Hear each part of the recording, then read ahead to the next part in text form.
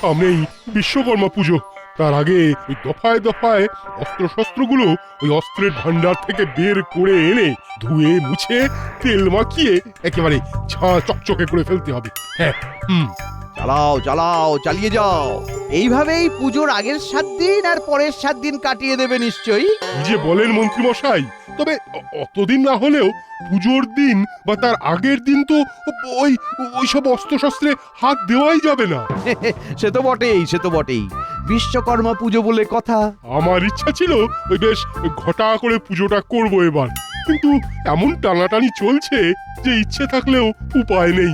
আহা, নেই নেই করে এখন থেকেই ধেই ধেই করে নেচো না।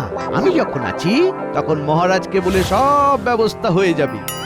তবে দেখবেন মন্ত্রী মশাই, গোপাল জানতে পারলেই কিন্তু ওই পাগড়া দেবে। হ্যাঁ, ও বুনোল হলে আমিও বাঘা তেঁতুল।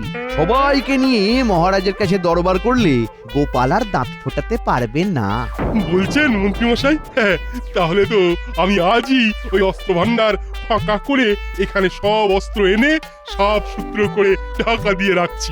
হ্যাঁ, তাই করো তাহলে। তবে এখন এদিকটা সামলে চটপট মহারাজের কাছে চলো। আমি যাই, ওদিকে দেখি পণ্ডিত আর রাজ্যদেশীকে পাকড়াই।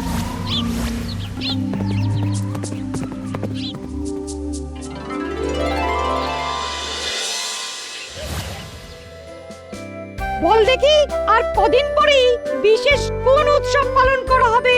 এটা তো সবাই জানে, এই সৃষ্টির দেবতা ভগবান বিশ্বকর্মার পুজো। বটে, তবে এটা কি জানিস যে উনার 4 বাহু? আমি তো শুধু জানি এই দিনে ওই ঘুরিতে ঘুরিতে আকাশ একেবারে ছেয়ে থাকে। সে তো জানবি, যার যেদিকে মন।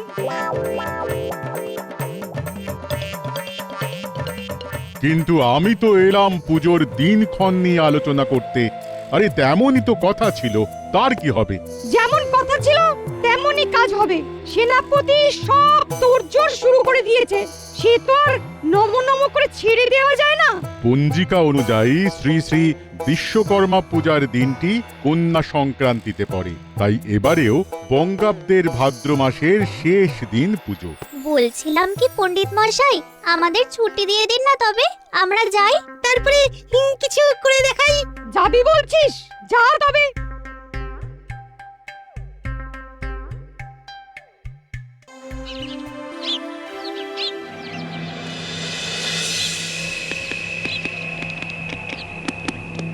মনে হচ্ছে মহারাজ কোনো গভীর চিন্তায় মগ্ন। কি তোমরা একেবারে দল বেঁধে হাজির হলে যে, ব্যাপারটা কি? না মানে কদিন পরেই তো বিশ্বকর্মা পুজো, আর এবারে ভাবছিলাম ওই বেশ ধুমধাম করেই করব, কিন্তু কিন্তু আবার কি? কিন্তু আপনার কৃপা দৃষ্টি না পড়লে যে সব আয়োজনই ম্যাড়ম্যাড়ে হয়ে যাবে মহারাজ। আপনি একটু হাত খুললে আমরা আপনারই জয়গান করব মহারাজ। সেসবই না হয় বুঝলাম, কিন্তু একটা ব্যাপার যে আমাকে বড় ভাবাচ্ছে। ওরে বাবা, এদিকে যে চাঁদের হাট, কোনো গোপন সলা পরামর্শ হচ্ছে মনে হচ্ছে। নবাবের গুপ্তচররা নাকি রাজ্যে রাজ্যে ঘুরে বেড়াচ্ছে, কোথাও গাফিলতি বা দুর্বলতা খুঁজে পেলেই নবাবকে গিয়ে জানাচ্ছে, আর নবাব সেই রাজ্যের উপর চড়াও হচ্ছে। তেমন কিছু এই রাজ্যে হবে না মহারাজ। নবাব যদি কোনো গুপ্তচর পাঠিয়েও থাকেন, তবে সে কোনো ফাঁক ফোকর খুঁজেই পাবে না। সব ফাঁক বন্ধ। ওই মন্ত্রী মশাই বললেই একেবারে চিচিং ফাঁক হবে। গোপাল, তুমি থামবে? কথায় কথায় রসিকতা না করে চারদিকে নজর রাখো বড়। নবাবের নজরে পড়লে কিন্তু সব একেবারে গড়বড় হয়ে যাবে।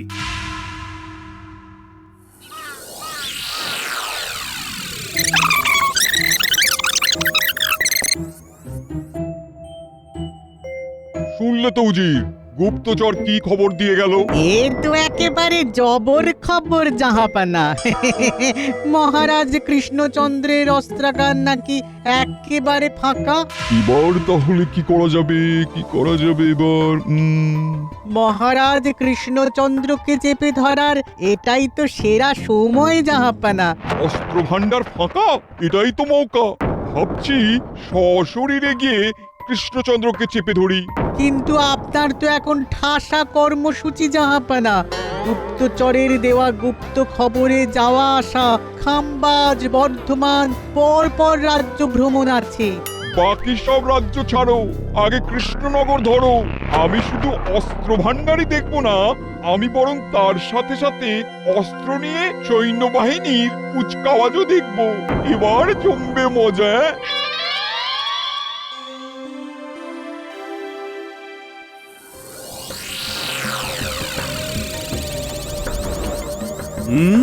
যে ভয়টা করছিলাম সেটাই হয়েছে। নবাব নিজের চোখে কৃষ্ণনগরের সামরিক সজ্জা দেখতে চান।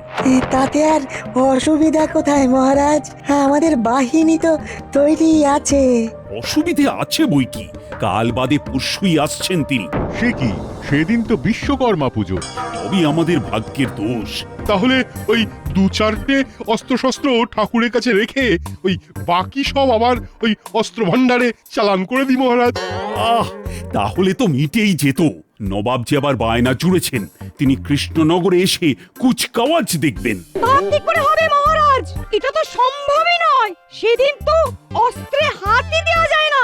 কিন্তু নবাবের ঠাসা কর্মসূচি, পত্রবাহক জানিয়ে গেল পরের দিনই নবাব খামবাদ যাবেন, আর তার পরের দিন বর্ধমান। এতে আতঙ্কিত হওয়ার কি আছে মহারাজ? আর গোপালের এখন ফুর্তি যেন আর ধরে না। কি করতে হবে সেটা আমি বুঝে গেছি। মন্ত্রী, তোমাকেই নবাবকে সামলানোর দায়িত্ব নিতে হবে। তাতে যেমন যা খরচ হবে সেটা আমি দেখে নেব।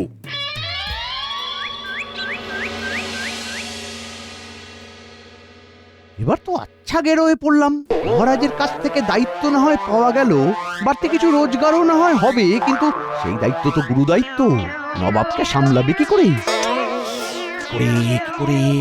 ব্যাপারটা কি বলতো? মন্ত্রীমশাই আমাদের ডেকে পাঠিয়েও কিছুই বলছেন না, শুধু নিজের মনেই ভাবছেন আর বিড় করছেন।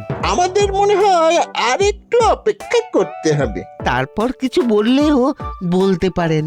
মানুষ হয় ভেবে কাজ করে, না হলে কাজ করে ভাবে। কিন্তু তুমি তো কিছুই করছো না, উল্টে দুটো মূর্তিকে দাঁড় করিয়ে রেখে দিয়েছো। কি বললে গিন্নি? মূর্তি? মূর্তি নয় তো কি? দটা ঘটা তো নড়ছেও না, চড়ছেও না। চমৎকার চমৎকার, তুমি আমার চোখ খুলে দিয়েছো গিন্নি। মানে যাকে বলে একেবারে বুদ্ধির বাতি জ্বালিয়ে দিয়েছো। আয় আয় আয়, শোন বটা ঘটা, শোন তোদেরকে কি করতে হবে বুঝিয়ে দিই ভালো করে। আয়।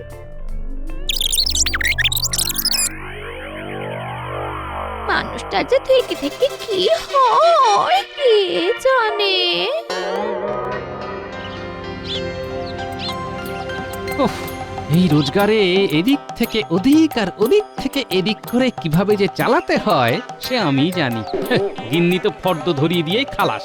দেখি গোপাল দাদু, আমাদের না নিয়ে নিজেই একা একা গিয়ে বাজার করে চলে এলে। কি আর করি বল, তোরা যে সেই পাড়া ঘুরতে বেরিয়েছিস, তারপরে তো আর তোদের টিকিটাও দেখতে পেলাম না রে।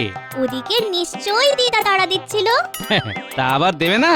তাছাড়া পুজোর বাজার বলে কথা, সেটাও তো বেশ গুছিয়ে করতে হবে। হ্যাঁ, পুজোই তো খালি শুনছি, কিন্তু মূর্তি আনতে তো কই দেখছি না। ওদিকে তো মন্ত্রী মশাই কুমোর বাড়িতে লোক পাঠিয়ে দিল। আচ্ছা গোপাল দাদু, এবারে কি সেনাপতি মশাইয়ের সাথে সাথে মন্ত্রী মশাইয়ের বাড়িতেও বিশ্বকর্মা পুজো হচ্ছে? তাও আবার একটা দুটো নয়, একেবারে 20-30টা। কি হয়েছে ব্যাপারটা আমাকে একটু খুলে বল দেখি। হবে আবার কি, নিজের চোখে দেখে এলাম। বটাদা আর ঘটাদা কুমোর বাড়িতে গিয়ে কি সব নির্দেশ দিচ্ছে। সবকিছু ছেড়ে তাদের কথা মতো প্রমাণ মাপের কাঠামো বানাতে বলেছে। হ্যাঁ, আচ্ছা, তার মানে হলো এই। কিন্তু মন্ত্রী মশাই যেভাবে নবাবকে টুপি পরাতে চাইছে, তাতে কাজের কাজ কিছু হবে বলে তো মনে হয় না। এই ফন্দি ধোপে টিকবে না। তুমি আবার কি সব ভাবতে বসলে গো গোপাল দাদু? আরে ও সব ছাড়ো না, তার চেয়ে বরং তুমি নিজের বাড়ির পুজোতেই নজর দাও। হ্যাঁ, ঠিক বলেছিস। যা বাবা, দাদু কি যে বলে গেল কিছুই তো বুঝলাম না।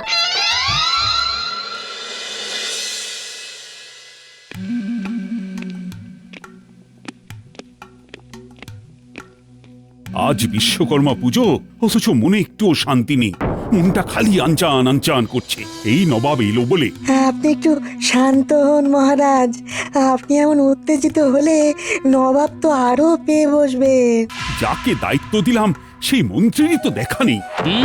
সঙ্গে আবার জয় বাবা বিশ্বকর্মা বলে সেনাপতিও বেপাত্তা। তাও তো বটে। আমি যে কি করি।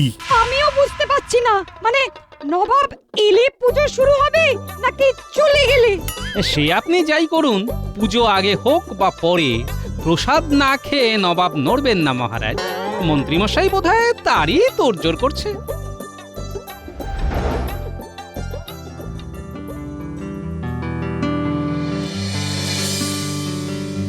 সেনাপতি, পুজোর তো সমস্ত ব্যবস্থা করা হয়েই গেছে। তুমি বরং ভোগ প্রসাদের ব্যবস্থাটা দেখো, বুঝলে? নবাবকে আমি ঠিক বুঝিয়ে সুজিয়ে এখানে এনে হাজির করব, তারপরে প্রসাদ খাইয়ে খুশি মনে মুর্শিদাবাদে পাঠিয়ে দেবো। ওহ, গোপালের যেন ভারী মজা, আনন্দ একেবারে ধরছে না। কতই যদি ফুর্তি, তবে যাও না, নবাবের সামনে গিয়ে নৃত্য করো। এমন করেই কি তবে চলবে? গোপাল করবে নৃত্য আর তাতে নবাবের মন গলবে? উমা, কি যে হচ্ছে, কে যে কি করছে! কাউকে কিচ্ছু করতে হবে না, সব তৈরি আছে। নবাব অস্ত্রে শস্ত্রে সজ্জিত বাহিনীকে দেখতে পাবে। বলো কি, আজকের দিনে মন্ত্রী তুমি এই অসাধ্য সাধন করলে কি করে? হে আর এমন কি মহারাজ, তবে কেউ কেউ ভাবে যে বুদ্ধির 16 আনাই তার ঘটে আছে, তাই বুদ্ধির বড়াই করে। কিন্তু সে ঘট যে ফুটো সেটা তো জানে না। কিন্তু মন্ত্রী মশাই এইভাবে ওনার বুদ্ধি জাহির করেন না। আহা, এমন মন্ত্রী পাওয়া তো ভাগ্যের কথা। জয় মন্ত্রী মশাইয়ের জয়। দেখা যাক এবার কি হয়। বেশ বেশ, এসো তবে সবাই সবাই মিলে একসাথে নবাবকে স্বাগত জানাবো।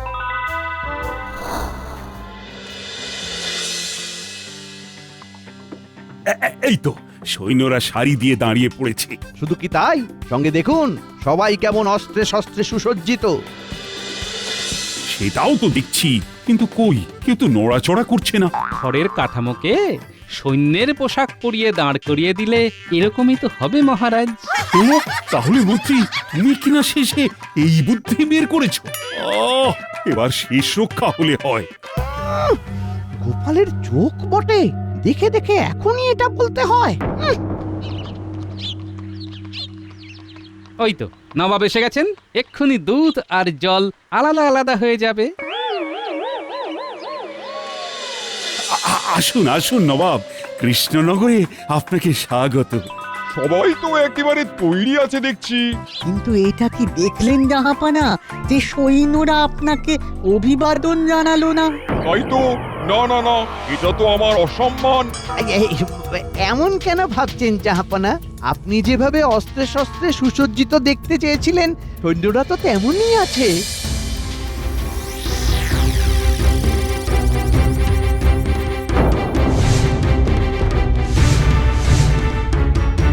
তাই নাকি? তবে তো আরো ভয়ঙ্কর ব্যাপার। কৃষ্ণনগরে খড়ের সিপাই। আর কি চাই জাহাপানা, মানে একেবারে খোলাখুলি ধরা পড়ে গেছে। এই মন্ত্রীর জন্য লজ্জা এবার আমার মাথাটা কাটা যাচ্ছে। মনে হচ্ছে না এক্ষুনি ওকে দূর করে দিই রাজ্য থেকে। শোনো কৃষ্ণচন্দ্র, এইসব লোক ঠকানো কায়দা আমার সাথে চলবে না।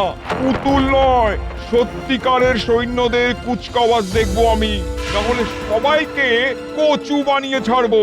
এমনিতেই জাহাপানার কাছে খবর আছে যে অস্ত্র ভান্ডার ফাঁকা, রাজ্যের নিরাপত্তা বেপাত্তা হয়ে গেছে। ও, তলে তলে এই খবরও পৌঁছে গেছে। এই মরেছে, এবার তাহলে কি করি? জলদি জলদি যা করা জলদি করো, আমি আর অপেক্ষা করতে পারছি না। আমি বলছিলাম কি মহারাজ, তাহলে আমরা যদি মানে, কিন্তু তবু। তুমি থামবে নাকি এক্ষুনি কলা ধাক্কা দিয়ে বের করবো তোমায়? আরে এই যে গোপাল, খুব বলেছিলে যে অবস্থা অনুযায়ী ব্যবস্থা করা যাবে। তাহলে এখন কিছু করো, না হলে যে মান সম্মান সব একেবারে ধুলোয় মিশে যাবে। মহারাজ, আপনি চাইলে একটা চেষ্টা করে দেখতেই পারি, তাতে কাজ হলেও হতে পারে। কি হলো? কি গুজগুজ ফুসফুস চলছে? তেমন কিছু না জাহাপনা, এই মহারাজের সাথে দর কষাকষি চলছে। সেটা আবার কেমন? কিসের দর কষাকষি? এই যে মহারাজ বলছেন আপনি তার অতিথি, তার কাছেই থাকবেন। আর আমি বলছি, নবাব যখন আজকের বিশেষ দিনে এখানে এসেছেন, তখন আমার বাড়ির পুজোর প্রসাদ আপনাকে খাওয়াবোই খাওয়াবো। এবার দেখি কে জেতে। প্রসাদ খেতে আপত্তি নেই, কিন্তু কুচকাওয়াজ আমাকে দেখাতেই হবে। ব্যাস ব্যাস, তাহলে তো মিটেই গেল। আগে নবাব বাহাদুর এই গরিবের কুঁড়ে ঘরে গিয়ে প্রসাদ খাবেন, তারপরে কুচকাওয়াজ দেখবেন। ব্যাপারটা কি ঠিক হলো জাহাপানা? মানে গোপাল আবার পুজোর ব্যাপারে আমার না নেই, তাই গোপালের বাড়ি আমি নিশ্চয়ই যাব, আর সেখানে প্রসাদও খাবো। চলো গোপাল। চলো চলো চলো, আমরাও যাই সঙ্গে সঙ্গে। আসুন না, আসুন। ওই হাঁটি হাঁটি পা পা করে সবাই মিলে হেলে দুলে যাই, আমাদের কোনো তাড়া নেই। হাঁটা শুরু করার আগে বরং সেনাপতির বাড়িতে পুজোটা সেরে নেওয়া যাক, তারপরে না হয় গোপালের বাড়ি যাবেন।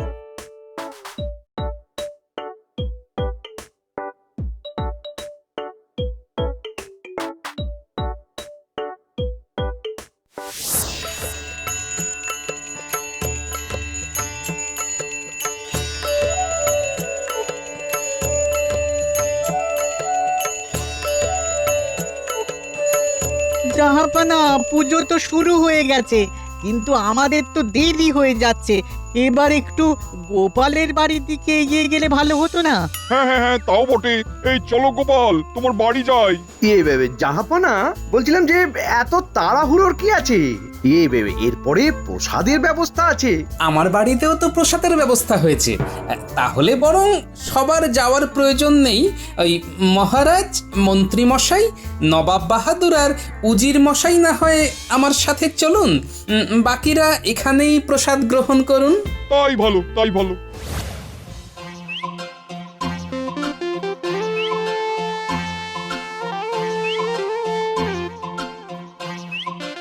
ওই গোপাল, আর কত দূর? তোমার বাড়ির পথ যে আর শেষই হতে চায় না। এই তো জাহাপানা, প্রায় পৌঁছে গেছি, আর একটু। আমি আগেই বলেছিলাম জাহাপানা, নিশ্চয়ই কোনো গন্ডগোল আছে, আপনি তো শুনলেন না। আপনি নবাব বাহাদুর বলে কথা, তাই আপনাকে পরিষ্কার রাস্তা দিয়ে আমার বাড়ি নিয়ে যাচ্ছি। একটা তাড়াতাড়ি যাওয়ার রাস্তা আছে, কিন্তু ওই রাস্তার অবস্থা খুব একটা ভালো নয়। গোপাল কি তবে ইচ্ছে করে ঘুরিয়ে ঘুরিয়ে নিয়ে যাচ্ছে? এ যতই ঘোড়া, এইভাবে নবাবকে কাজ করতে পারবে না। কিন্তু মাঝখান থেকে আমরা না চিৎপাত হয়ে যাই। ওহ, এ বাবা, ওহ, আর যে পারি না। ও যাক, শেষ পর্যন্ত তাহলে গোপালের বাড়িতে এসে পৌঁছালাম। না, এবার একটু বসে জিরিয়ে নি। আমি তো বসলে উঠতে পারবো না, আর উঠলে বসতে পারবো না। ও পায়ে যা ব্যথা না। না না না, আর কথা বাড়াতে হবে না। নিন, এবার প্রসাদ গ্রহণ করুন। আগে আপনারা শুরু করুন, মহারাজ আর মন্ত্রী মশাই না হয় ততক্ষণে একটু অপেক্ষা করুন। কি মহারাজ, তাই তো? হ্যাঁ, আমাদের তাড়া নেই, আমরা দাঁড়াতে পারবো। এটা আবার কি পুজো? কেমন ধরনেরই বা প্রসাদ এটা? তাহলে বুঝিয়ে বলি জাহাপানা। বিশ্বকর্মা পুজোর দিন আমাদের বাঙালি ঘরে অরন্ধন পালন করা হয়। ভাদ্র সংক্রান্তির দিন এই যে অরন্ধন পালিত হয়, তাকে বলে বৃদ্ধারন্ধন। আপনারা খেতে শুরু করুন জাহাপনা, উনি এখন থামবেন না। হ্যাঁ, না না না না না, পুরোটা বলি আগে। ওই ভাদ্র মাসের অন্য যে কোনো দিনও অরন্ধন হতে পারে, তাকে বলে ইচ্ছারন্ধন। কিন্তু ব্যাপারটা কি? ও এই দেখো, ওটাই তো বলা হয়নি। এটা হলো আসলে একটা ব্রত, বুঝলেন? এতে ওই বাসি অন্ন ব্যঞ্জন দেবী মনসাকে উৎসর্গ করা হয়, আর এই আচার বিশ্বকর্মা পুজোর সাথে সংযুক্ত। তাহলে তো আচ্ছা ফাপড়ে বললাম। এখন তবে এই বাসি অন্ন ব্যঞ্জন খেতে হবে, কিন্তু না খেয়ে উঠেও তো যাওয়া যাবে না। নবাব এবার পুজোর প্যাচে পড়েছে। নিক, ঠেলা সামলাক এবার।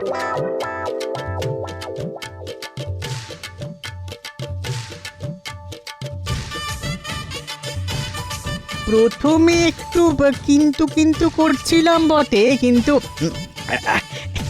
এখন তো দেখছি এর স্বাদই আলাদা। তা তো হবেই। কই, আর একটু পান্তা দাও দেখি। ভাজা দিয়ে একেবারে জমে গেছে। হ্যাঁ, জমে যখন গেছে তখন জমিয়েই খান জাহাপনা। তারপর না হয় একটু জিরিয়ে নিয়ে কুচকাওয়াজ দেখতে যাবেন। এই মরেছে। এটা আবার গোপাল কি বলছে? ওই যে গোপালের যা কাজ। দারুণ খেলাম, এবার যেন শরীরটা কেমন ঝিমঝিম করছে। না, এক চোট ঘুমিয়ে নিয়ে তারপরেই না হয় যাবো এখান থেকে।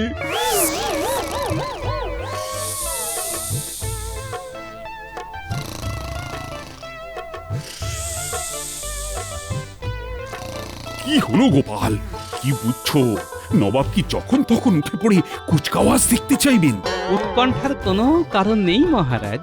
যে পরিমাণ পান্তা নবাব খেয়েছেন তাতে সন্ধ্যার আগে আর নবাবের ঘুম ভাঙবে না। বলছো? আমি নয়, মা মনসার প্রসাদ গিন্নির পান্তা বলছে মহারাজ। ওহ, তাই যেন হয়। আর বিশ্বকর্মা পুজো যেহেতু আজ হয়ে যাচ্ছে, তাই নবাব যদি একান্তই কাল একবার কুচকাওয়াজ দেখতে চান, তাহলে সৈন্যদের অস্ত্র হাতে তুলতে আর সমস্যা হবে না। আমি তাহলে কালকের জন্য সবাইকে তৈরি থাকতে বলি। থাক থাক, তোমাকে আর বাহাদুরি দেখাতে হবে না। এ যাত্রাতেও গোপালের জন্যই নবাবকে পেয়েছে ফেলা গেল। সত্যি গোপাল, এই বিশ্বকর্মা পুজোর দিনে তুমি আসল করিতকর্মা। কি বলেছিলাম মহারাজ? চালে হালকা হলেও তালে আমি ঠিক। এবার প্রমাণ হলো তো? হলো মানে? হয়ে বেশি হলো।